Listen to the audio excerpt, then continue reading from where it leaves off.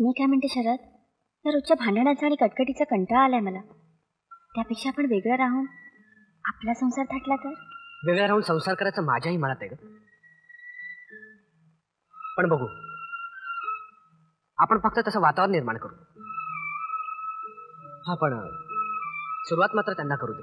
असली नाटकं सहन करण्यापेक्षा आपण वेगळे राहिलेलेच बरं. या वातावरणात एक मिनिट सुद्धा राहण्याची इच्छा नाही माझी.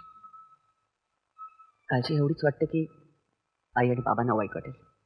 आपल्या मुलांना वेगळा संसार थाटायला सांगूया सावित्री. काय?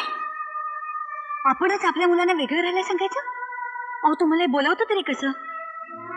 त्याला पर्याय नाही सावित्री, त्याला पर्याय नाही. हा निसर्ग नियम आहे. बघ, म्हणजे पक्षी आपल्या पिलांना पंख फुटेपर्यंत त्यांना ऊब देतात, त्यांना चारा भरवतात, आणि पिलांना पंख फुटताच ते आकाशात भरारी घेतात, आपलं नवं घरटं बांधतात. बाकीच्या प्राण्यांचं पण असंच आहे. निसर्गात असा एकही प्राणी नाही की ज्याला शेवटपर्यंत आपली मुलं आपल्या जवळच असावीत असा स्वार्थी विचार येतो. याला अपवाद एकच आहे, माणूस. माणसाला वाटतं की आपल्या मुलांनी म्हातारपणापर्यंत आपल्या जवळच असावं, आपल्या ऐकण्यात राहावं, आपली सेवा करत राहावी. का? का? स्वार्थ. माणूस एवढा स्वार्थी विचार का करतो? का तो आपल्या मुलांना पारतंत्र्य ठेवतो? का निसर्ग नियमाच्या विरुद्ध जातो? आपली मुलं झाली तरी त्यांना मुक्त जीवन आहे. म्हणजे आपल्या मुलांना आपणच पंख द्यायचे आणि आपणच त्यांचे पंख छाटून टाकायचे. गोपाळ शेठ समोर मुलांनी तुमचा अपमान केला हे तुमच्या मनाला खूप लागलंय ना? नाही सावित्री, तसं नाहीये, तसं नाहीये. अहो, पण मुलांची भांडणं म्हणजे दुधाला आलेलं उधाण. थोडं समजुतीचं पाणी घातलं की सगळं व्यवस्थित होईल. नाही सावित्री, आता आपण आपल्या अपेक्षांसाठी त्यांची उपेक्षा करण्यात काही अर्थ नाही सावित्री. आता त्यांनी आपल्यासाठी जगण्यापेक्षा स्वतःच्या बायका मुलांसाठी जगावं. आपण जर त्यांच्या मार्गात आलो तर भांडण होतील सावित्री. अहो, पण एकत्र कुटुंब म्हटलं की समज गैरसमज, हसणं रुसणं चालतच राहणार. चालतच राहणार एकत्र कुटुंबात. छोट्या कुटुंबात असं होत नाही सावित्री. एकत्र कुटुंबाची हीच समस्या आहे. प्रत्येकाला या कैदखान्यातून मोकळीक हवी असते आणि म्हणूनच भांडणं सुरू होतात. आणि यातून काहीतरी भयंकर निर्माण होण्यापेक्षा आपण त्यांच्यापुढे वेगळं होण्याचा पर्याय ठेवूया. नाही तर सख्खे भाऊ सुद्धा एकमेकांचे वैरी होतील सावित्री. नाही, असं होणार नाही. मी माझ्या मुलांना चांगलं ओळखते. ते थोडीशी तापट असतील पण मायाळू आहेत. त्यांनी वेगळं राहिलेलं मला आवडणार नाही. मान्य की माझ्या मुलांना सुनांना थोडे जास्त कष्ट पडत असतील, पण मी त्यांचे कष्ट उचलेन आणि त्यांना आनंदात ठेवेन. हो, आनंदात ठेवेन.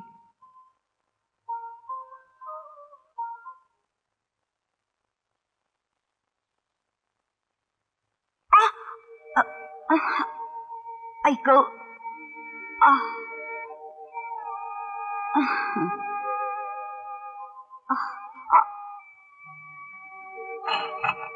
अरे राजू, बबलू, लवकर या रे, पाणी गरम झालं. सगळी पुस्तकं घेतलीस? लवकर या. अरे राजू, बबलू, अरे चला, पुऱ्या तयार आहेत. ही बिस्किट दिलेली ती खायची, कळलं? ठेवून घे. चला चला, पुरी भाजी तयार आहे, शिरा तयार आहे, तुमच्या आवडीचं सगळं केलेलं आहे. आता आज एवढं घाई गडबडीत केलं आणि कुठे गेलेत कोणाच ठाऊक.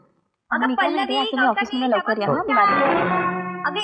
अरे हेमंत, लवकर ये, आमलेट तयार आहे. अरे लवकर ये, उशीर होत नाहीये का? अरे मी तुमच्या आवडीचे सगळे पदार्थ केलेत. अरे या ना. कुठे सगळे गायब झालेत कोणाच ठाऊक, बघतेच. अरे मुलांनो, कुठे गेलेत सगळे? पिंकी, बबलू, बेबी, राजू, अरे हेमंत, लवकर या, सगळे नाश्ता तयार आहे. अरे या रे लवकर. सगळे तुझ्या हाकेच्या पलीकडे गेलेत सावित्री. गेले? अहो, पण एवढ्या सकाळी उठून मी वसंताच्या मुलासाठी शिरा, आपल्या शरदच्या मुलासाठी पुरी भाजी आणि हेमंतसाठी ऑमलेट बनवलं आणि ते न खाताच गेले.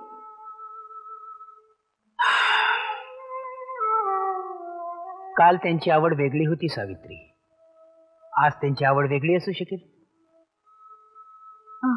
हे माझ्या लक्षातच आलं नाही. पण पण त्याने मला हे सांगायला नको का? मला न सांगता त्यांनी न सांगताच तू ते बनवलंस. हं? त्यांची आवड ते सांगत नाहीत, आपल्याला ती कळत नाही. याचाच अर्थ आता त्यांना जे करायचं ते करायची संधी हवी. आणि मला वाटतं सावित्री, आपण ती त्यांना द्यायला हवी. म्हणजे थोडक्यात काय? तर काही झालं तरी त्यानं वेगळं राहू द्यायचं. तुमचा हट्ट अजूनही तोच असला तरी मी तसं होऊ देणार नाही. मी जिवंत असेपर्यंत या घरात वेगळ्या चुली पेटणार नाही. आणि ज्या दिवशी या घरात वेगळी चूल पेटेल त्या दिवशी माझीही चिता पेटलेली असेल. सावित्री, तू असा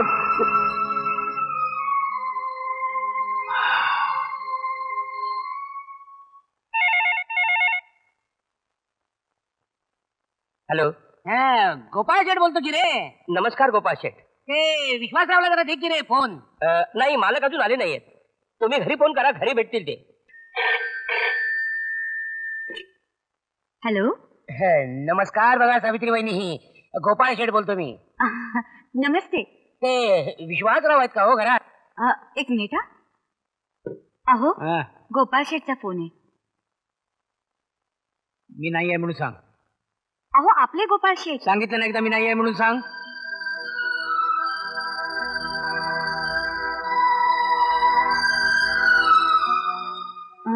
हॅलो. ते घरात नाहीये. खरं बोलता का तुम्ही? हो. तर अहो, तुम्ही असं का सांगितलं? कधी नव्हे ते आज खोटं बोललात, आणि तेही गोपाळ शेठ बरोबर.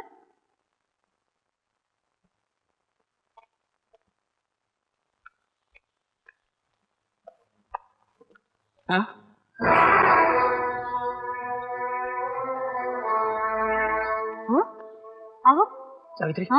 गोपाळ शेठ येत आहेत. मी घरात नाहीये म्हणून सांग. अहो, पण एवढा लांब ना माणूस तुम्हाला भेटायला आला आणि घरात असून नाही म्हणून सांगायचं? मी घरात नाहीये म्हणून सांगितलं होतं ना मगाशी फोनवर. आता पण सांग. अहो पण नमस्कार वहिनी, नमस्कार. नमस्ते. कुठे गेलं तुमचा विश्वासराव? काय बोलले नाहीत? तुमचा चेहराच बोलतो. तुम्ही खोटं बोलता. नाही, ते खरंच बाहेर गेले. 7 दिवस झाले आम्ही त्याची वाट बघतो बघा. आमची वाट लावून कुठं गेला की हो? दुकानात नाही, घरी नाही. कुठे गुप्त कुठे झाला तुमचा विश्वासराव? आम्हाला फसवा फसवी चालत नाही बघा. उद्या चाललो आम्ही बेळगावला. संध्याकाळी 5च्या आतमध्ये येऊन भेट म्हणावं, नाहीतर वाईट होईल. तोंड लपवितो, तोंड नवातच फक्त विश्वास. चल रे.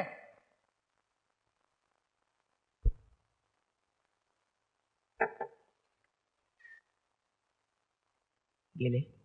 हो, पण तुम्ही का तोंड लपवताय? अहो, करणे त्याला डर कशाला? तुला सांगून काय उपयोग आहे? मग मला कशाला अंधारात ठेवताय? ग्रहण लागलं की अंधारा व्हायचाच. एवढं कसलं ग्रहण लागलंय? आता व्यापार म्हटलं की 100 कटकटी आल्यात.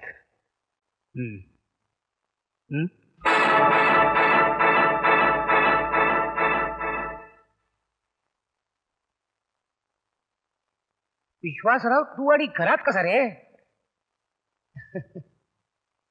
हजारो लाखो माणसं बघितली, पण तुझ्यासारखा माणूस नाही बघितला रे, नाही बघितला. घरी विचारलं नाही, दुकानात विचारलं नाही. देवी सारख्या वहिनीला खोटं बोलायला लावलंस की रे? का केलंस हे पाप? का केलंस? गावी लोक तुझ्याच विरोधात बोलत होते रे, पण मी म्हटलं नाही रे, नाही. आमचा विश्वासराव तसा नाही. तो देव माणूस, भगवान माणूस. पण तू सैतान निघालास रे, सैतान निघालास. गोपाळ शेठ, आपण दुकानात जाऊन बोलूया. नको नको, तुझं ते दुकान पण नको आणि तुझा तो बंगला पण नको. 1 नंबरचा लबाड माणूस रे तू. गोपाळ शेठ. अरे वा, रागवता म्हणे रे तुला. ठीक आहे, आजपासून तुझे माझे संबंध संपले. गोपाळ शेठ, अहो काय झालं ते सांगा तरी मला. काय सांगायचं वहिनी तुम्हाला? कोण सीताराम नावाचा माणूस घेऊन आला की हो माझ्याकडे. मला म्हणाला 15 लाख रुपये देऊन टाक रे याला. ह्याच्यावर विश्वास ठेवून देऊन टाकले की हो. हे बघा, हे बघा, त्याने सह्या पण करून टाकल्या टका टका. 15 लाख रुपये म्हणजे काही लहान रक्कम नाही हो वहिनी. घ्याने गॅरंटी दिली म्हणून देऊन टाकले की हो त्याला मी 15 लाख रुपये. गीताराम का गीताराम, मी कुठे ओळखतो त्याला.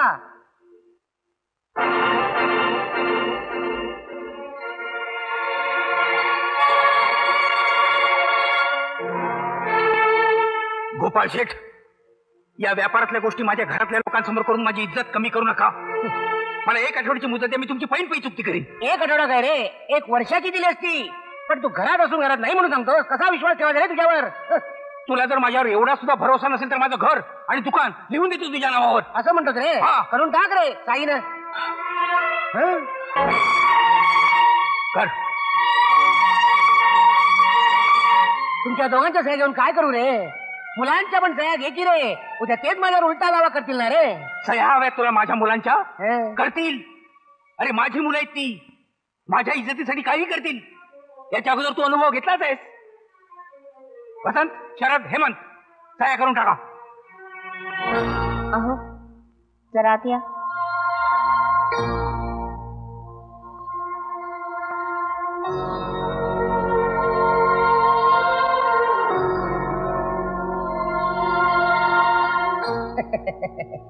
काय रे पोरं तुझी गेली की रे तुला सोडून बघ. गेले? नाही. वसंत, शरद, हेमंत, बाहेर या.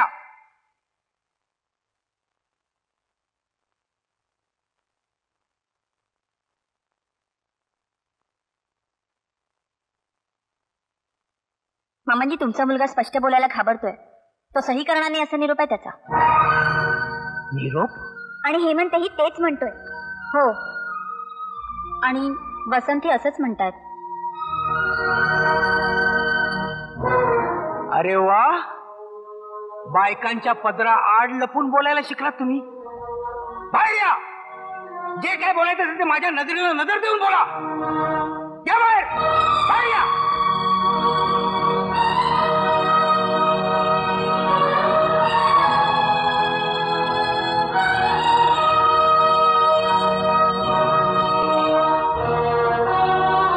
बाबा, आम्ही सह्या केल्या तर आमची मुलं उघड्यावर पडतील. बाबा, शरद बोलतो ते बरोबर आहे. तुमच्या चुकीची शिक्षा आम्ही का भोगायची? हेमंत, आपल्या बापाला उलट बोलतोयस तू? जन्मदात्या बापाला? अरे लाज वाटायला पाहिजे तुला. सासूबाई, माझ्या नवऱ्याचा असा पाण उतारा करू नका. पुष्पा, तू गप्प बस. मी का गप्प बसू? तुम्हीच गप्प बसा. आतापर्यंत तुम्ही गप्प बसला म्हणून तुमच्या नवऱ्याने तुमच्यावर ही पाळी आणली. आम्ही गप्प बसलो तर आमचे नवरे असेच वागतील. आता एक शब्द बोलशील ते याद राख. काय करणार तुम्ही? अरे जोपर्यंत तुमची लग्न झाली नव्हती तोपर्यंत आमची पूजा करत होतात. आणि आता आता या 4 घरच्या 4 जणीने एका घरामध्ये भांडणे लावून दिलेत. अरे पाठीला पाठ लावून आला होता तुम्ही. एवढा पुळका असेल ना तर तुमची मुलं तू ठेवा सासूबाई. मी चालले माहेरी. उगाच माझ्यामुळे तुमचा सोन्याचा संसार बिघडायला नको. गौतमी, कोणी शिकवलं तुला हे असं बोलायला? मोठ्या माणसाशी कसं बोलावं याचंही तुला भान नाही? कशाने एवढे बेभान झालीस? अगं माझ्यासारखी तुझ्या वडिलांची परिस्थिती होती. जमीन जुमला गेला, इस्टेट गेली, तरी देखील तुला सून म्हणून आणली. या घरात येताना 5 पैशाचा सुद्धा हुंडा घेतला नाही. नेसत्या वस्त्रांनीशी आणली.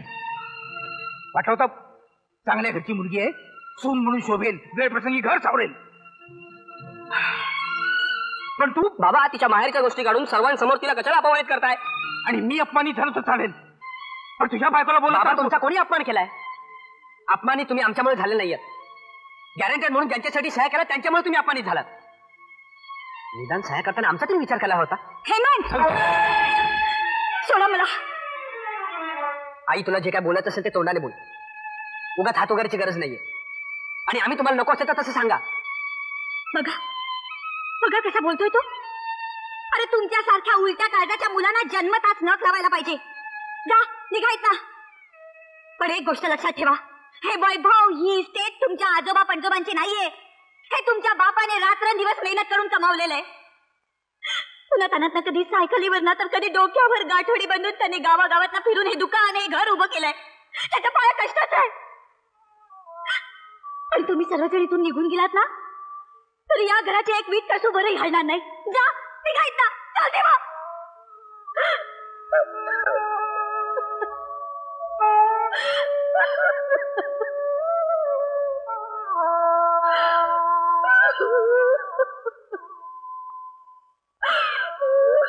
सावित्री सावित्री